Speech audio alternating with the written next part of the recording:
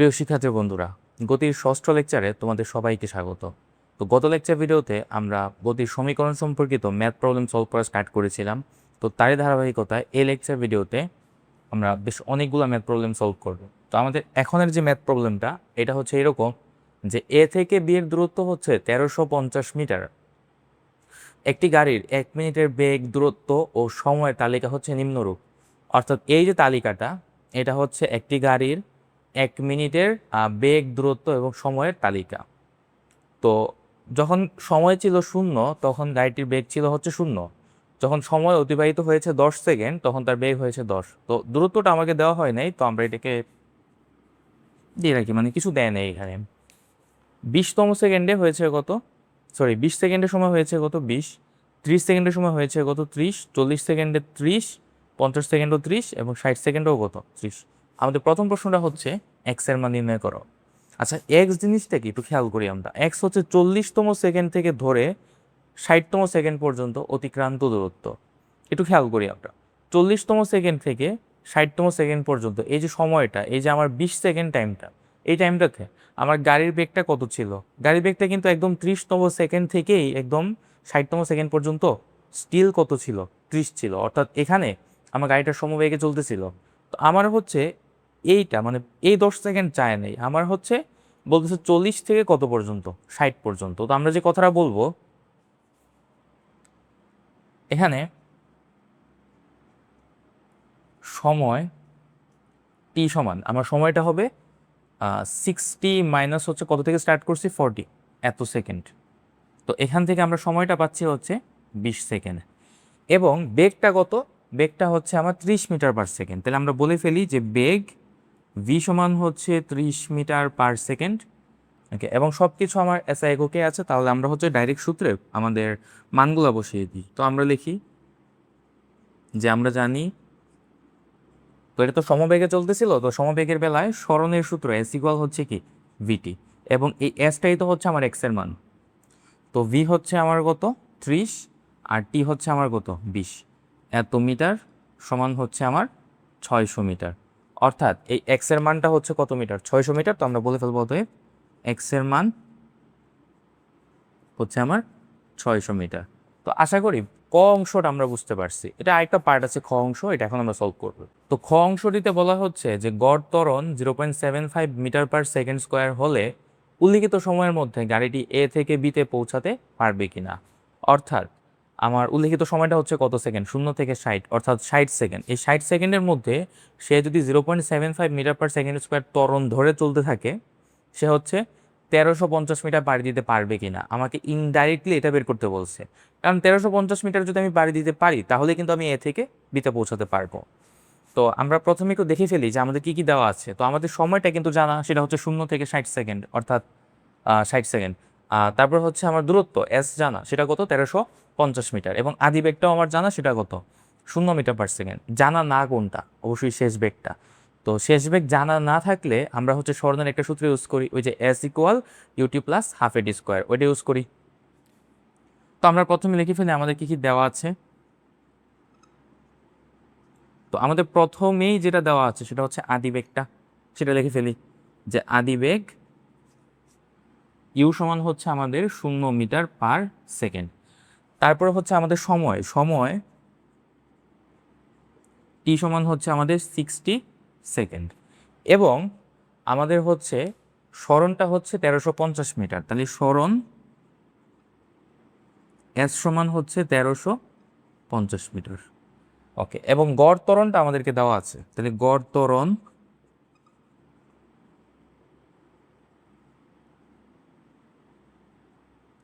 এখন গড় ত্বরণটাকে আসলে আমরা নর্মাল ত্বরণের মতোই ব্যবহার করতে পারবো অঙ্কে।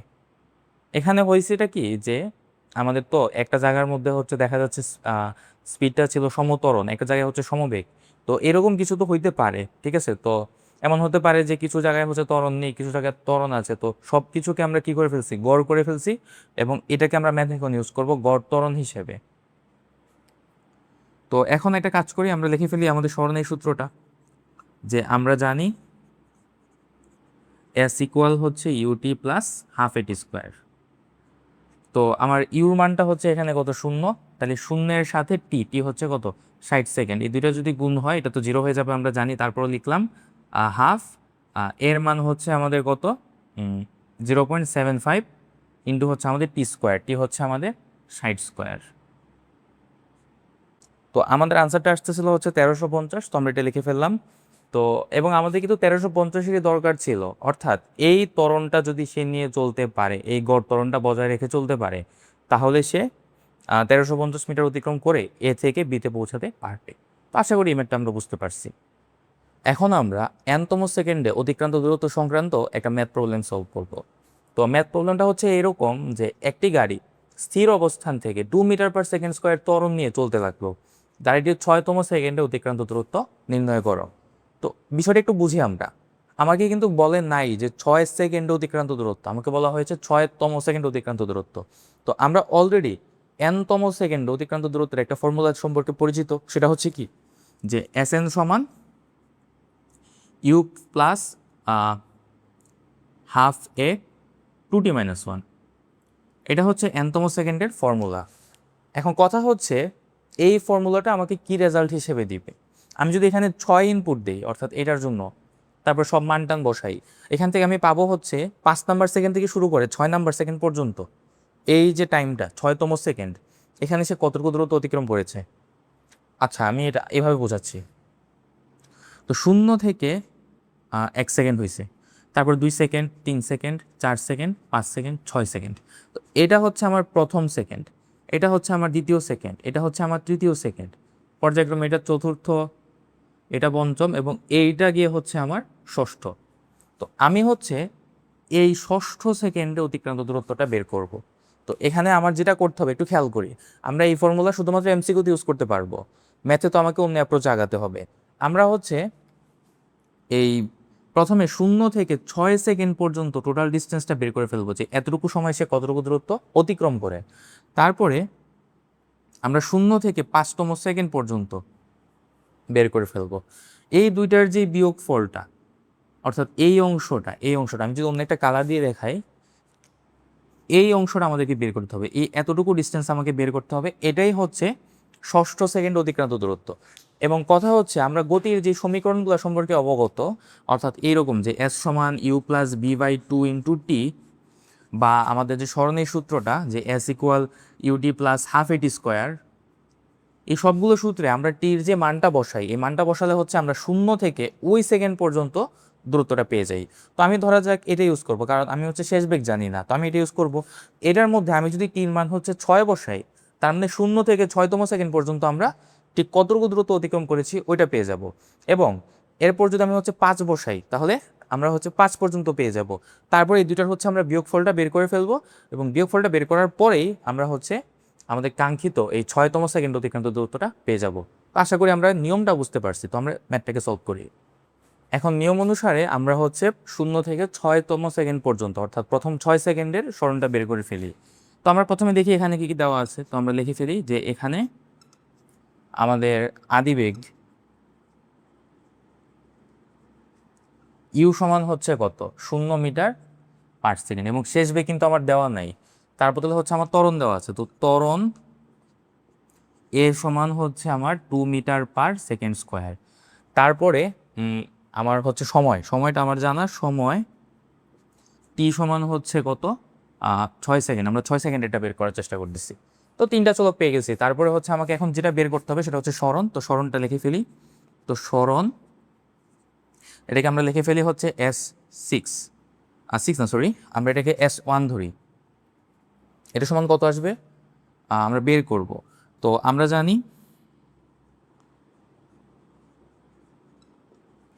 এই S1 সমান হবে UT plus half AT square.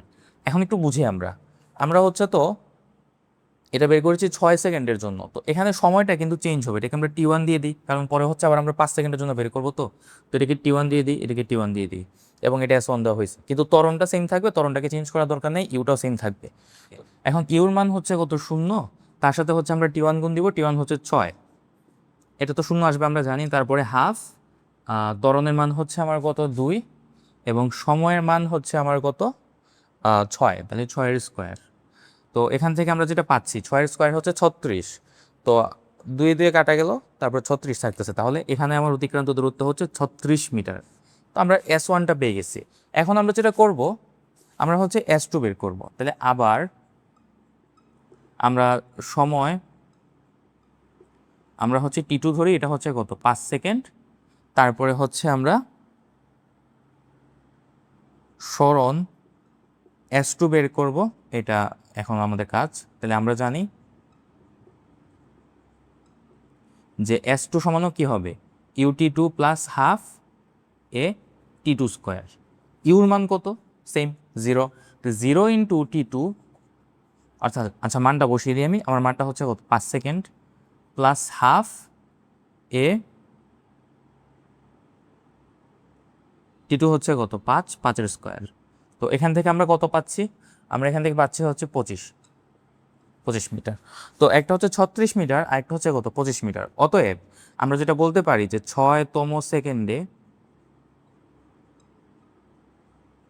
অতিক্রান্ত দূরত্ব S6 সমান হবে কত, S1 মাইনাস হচ্ছে S2। তো S1 হচ্ছে কত 36 মাইনাস হচ্ছে S2, এটা কত 25, এত মিটার। এটা আসতেছে আমাদের 11 মিটার। এবং এটা হয়েছে কি না সেটা আমরা কিভাবে বুঝবো, আমরা হচ্ছে ওই যে শর্টকাট ফর্মুলাটা ছিল আমাদের, ওইটাতে অ্যাপ্লাই করে ফেলি।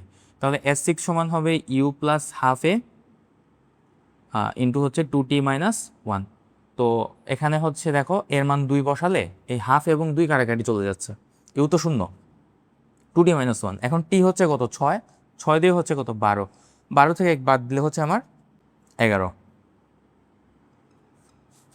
এখানে আমরা পেয়েছি কত 11, অর্থাৎ এটাই হচ্ছে আমাদের 6তম সেকেন্ডে অতিক্রান্ত দূরত্ব। এবং এটা হচ্ছে আমরা রিটেনের স্টাইলে করে ফেললাম। MCQতে আসলে আমরা ওই যে শর্টকাট ফর্মুলা আছে ওটা দিয়ে করে ফেলবো। আশা করি এই ম্যাথটা আমরা বুঝতে পারছি।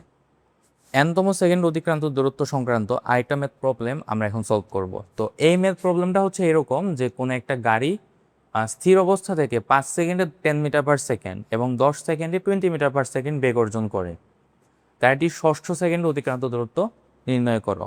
তো এখানে কিন্তু আমার আদিবেগ ইউর মানটা দেওয়া আছে, এটা হচ্ছে কত 0 মিটার পার সেকেন্ড, এবং আমার হচ্ছে ষষ্ঠ সেকেন্ডে অতিক্রান্ত দূরত্ব বের করতে বলছে। তাহলে আমার হচ্ছে টিটাও দেওয়া আছে, টি হচ্ছে কত 6 সেকেন্ড।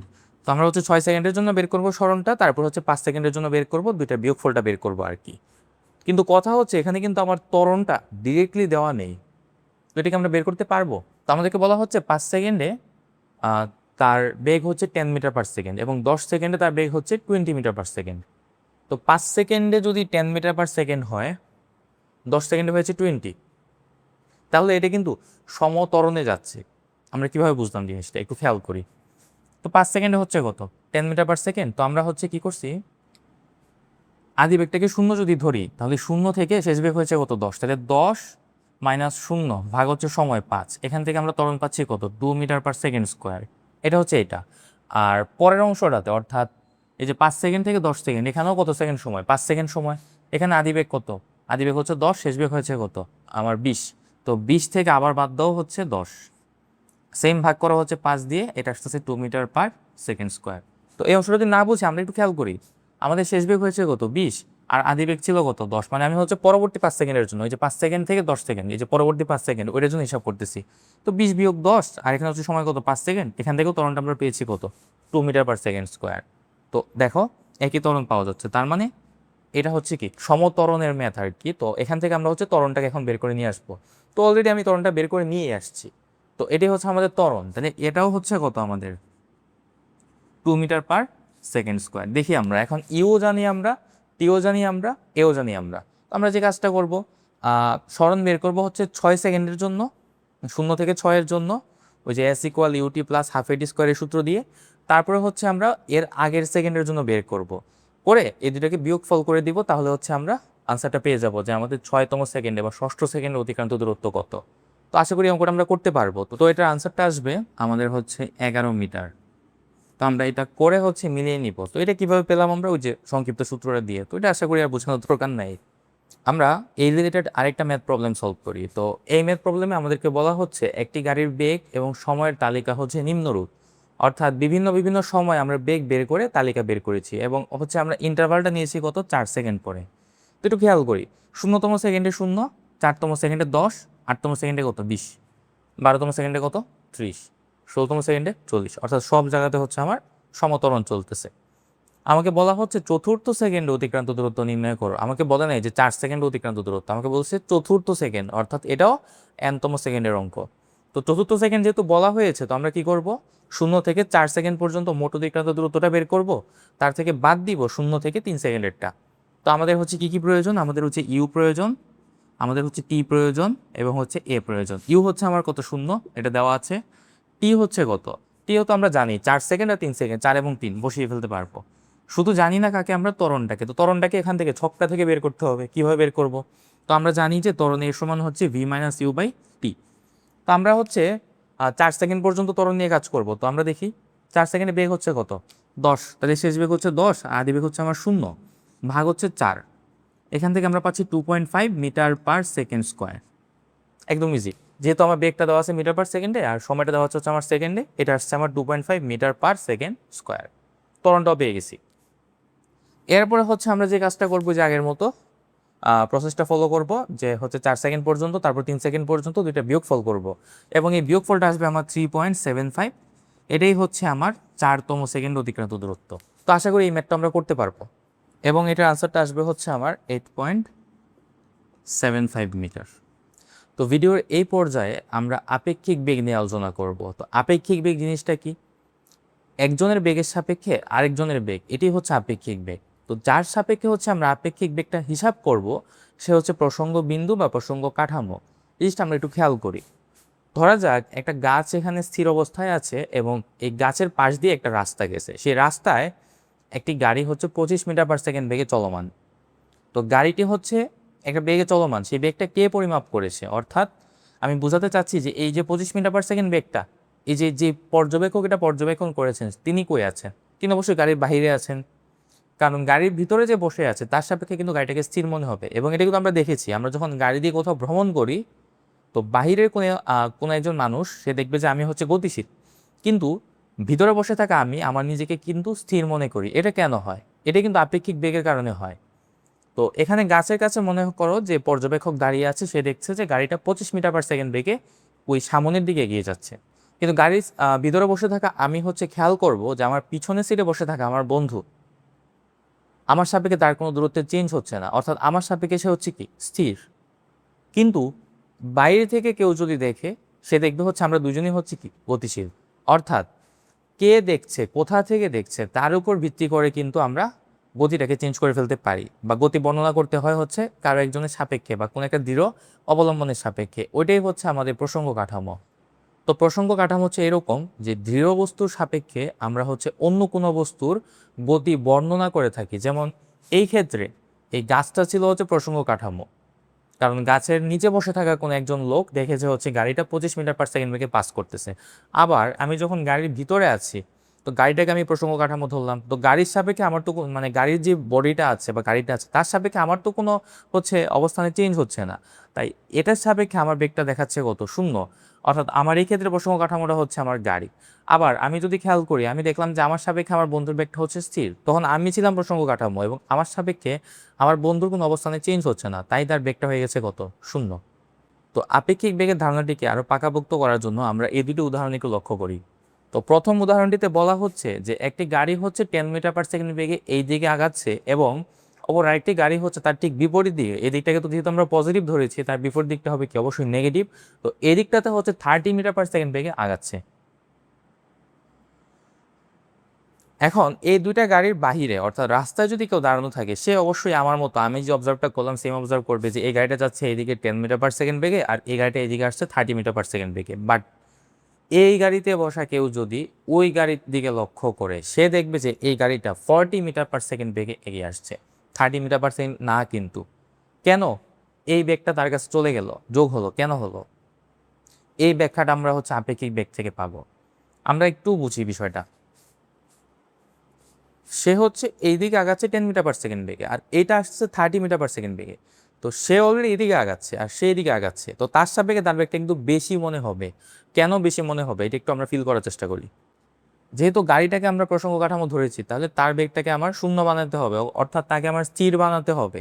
তাকে স্থির বানানোর উপায় কি? সে এই দিকে হচ্ছে 10 মিটার পার সেকেন্ড বেগ নিয়ে চলতেছে, তাকে তার ঠিক বিপরীত দিকে 10 মিটার পার সেকেন্ড বেগ যদি আমি দিয়ে দিতে পারি, তাহলে সে কি হয়ে যাবে? জিরো হয়ে যাবে। তো আমরা একটা কাজ করি, আমরা মনে করি যে সম্পূর্ণ সিস্টেমটা মানে দুইটা গাড়িটা একই সাথে পিছনের দিকে 10 মিটার পার সেকেন্ড বেগে কি হয়ে গেছে, হঠাৎ করে গতিশীল হয়ে গেছে। তখন যে কাহিনীটা হবে, এটার বেগ হয়ে যাবে কত? শূন্য, কিন্তু তার বেগটা এইদিকে আরও 10 মিটার পার সেকেন্ড লাভ করছে, তো সেটা হয়ে যাবে কত? -40 মিটার পার সেকেন্ড। অর্থাৎ এই গাড়িটা যদি শূন্য হয়ে যায়, তার সাপেক্ষে এটার বেগ কত হয়ে যাবে? 40 মিটার পার সেকেন্ড। এরই হচ্ছে আপেক্ষিক বেগ, কার সাপেক্ষে? এই গাড়ির সাপেক্ষে ওই গাড়ির। আবার ওই গাড়ির প্রেক্ষাপটে আমরা যদি চিন্তা করি, এই গাড়িতে বসা কেউ লক্ষ্য করবে যে ওই গাড়িটা তার দিকে 40 মিটার পার সেকেন্ড বেগে এগিয়ে আসতেছে। এটা কেন? একটু খেয়াল করি। এই গাড়িটাকে যখন আমি হচ্ছে আমার প্রসঙ্গ কাঠামো কল্পনা করলাম, তার বেগটাকেও আমার জিরো বানিয়ে দিতে হবে, তাহলে তাকে হচ্ছে উল্টা দিকে হচ্ছে 30 মিটার পার সেকেন্ড বেগ দিতে হবে।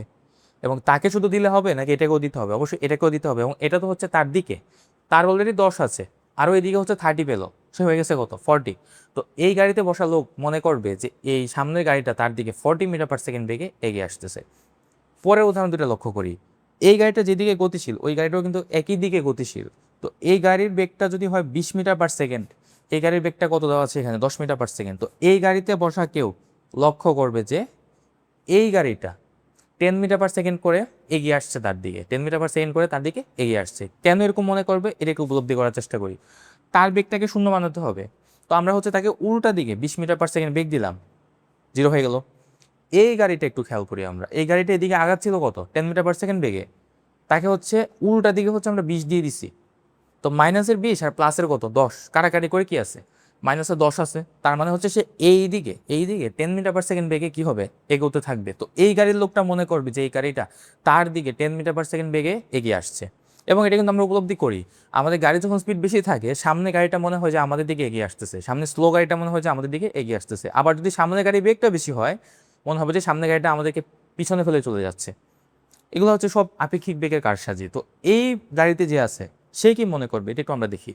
তো এই গাড়িতে যে আছে সে মনে করবে যে এই গাড়িটা তার দিকে এগিয়ে আসতেছে 10 মিটার পার সেকেন্ড বেগে। কেন? খেয়াল করি, তার বেগটা কত? 10 মিটার পার সেকেন্ড। সে যখন প্রসঙ্গ কাঠামো, তাকে আমার কি বানাতে হবে? জিরো। তাকে আমরা হচ্ছে উল্টা দিকে কি দিলাম?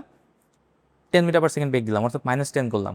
এখান থেকেও 10টাকে বিয়োগ করে দাও, এটা হয়ে যায় কত? 10 মিটার পার সেকেন্ড। অর্থাৎ এই গাড়িটার বিয়োগ করার পরেও এইদিকে হচ্ছে 10 মিটার পার সেকেন্ড বেগ এখন অবশিষ্ট রয়ে গেছে। তো এই গাড়িটা মনে করবে যে এই গাড়িটা তার দিকে 10 মিটার পার সেকেন্ড বেগে এগিয়ে আসতেছে। তো এত কিছু যদি আমরা আসলে মনে রাখতে না পারি বা না বুঝি, আমরা একটা ওয়ার্ড একটু মনে রাখবো, যার সাপেক্ষে আমাকে বেগ বের করতে বলে তার বেগটাকে উল্টিয়ে যোগ করে দিতে হয়, তার বেগটাকে উল্টিয়ে যোগ করে দিতে হয়।